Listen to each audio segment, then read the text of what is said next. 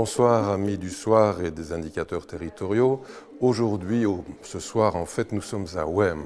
Wem, c'est 8 millions de mètres cubes. En tout cas, c'est la capacité du lac de Robertville. Le premier chiffre pour nous ce soir, c'est 6,13. 6,13, c'est le nombre d'hectares que compte le parc d'activité économique de Wem-Hauteleu, parc d'activité économique mixte dans la mesure où il y a peu de contraintes sur le type d'entreprises qui peuvent s'y installer. Donc n'hésitez pas à vos téléphones. Comme à chaque fois, on va commencer par définir le périmètre des entreprises que nous allons évaluer, dont nous allons peser le poids territorial. Il y a 1547 entreprises enregistrées à la Banque Carrefour des entreprises, ici sur la commune de Wem. Parmi elles, 331 ont des comptes annuels qui nous permettent d'évaluer leur poids territorial. Ce sont les entreprises qui ont plus de 1 000 € d'actifs et qui rendent des comptes annuels, évidemment.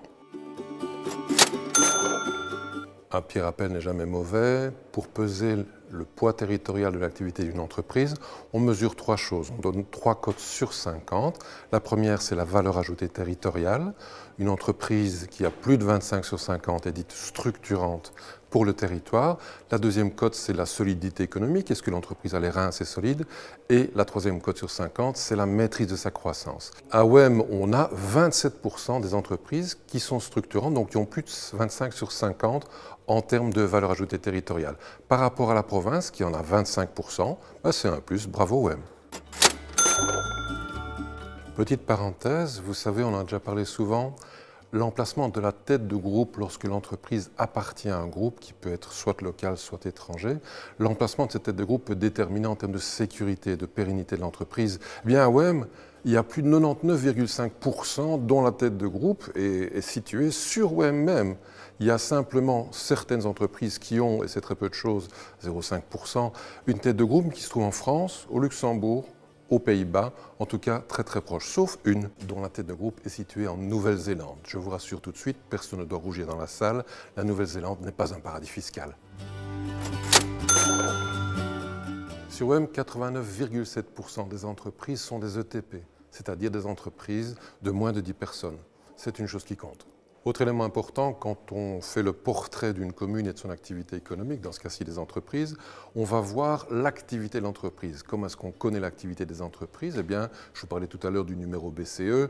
Chaque entreprise a donné un code NACE, un code d'activité qui permet de dire, voilà, il y a X% de tel type d'activité sur la commune. Vous savez tous que vous avez un code NACE, tous entrepreneurs que vous êtes.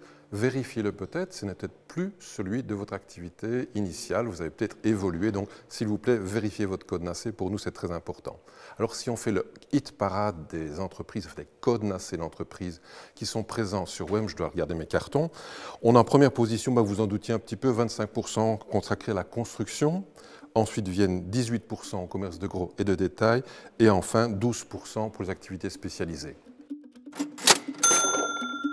Autre indicateur, rappelez-vous, le REI, le rapport entre l'emploi direct, celui des entreprises, et l'emploi indirect, celui qui est généré par l'activité des entreprises. Si on prend toutes les entreprises dont nous avons les chiffres sur Wem, on a plus ou moins 2,5 de rapport entre les deux, donc un emploi interne d'une entreprise génère 2 emplois et demi à l'extérieur. Ce qui est intéressant, c'est de voir les secteurs dont vous parlez il y a un instant, et c'est de voir que par exemple la construction, je regarde de nouveau mes chiffres ici, la construction, un emploi indirect de 1,6, donc un emploi dans la construction génère 1,6 emplois à l'extérieur.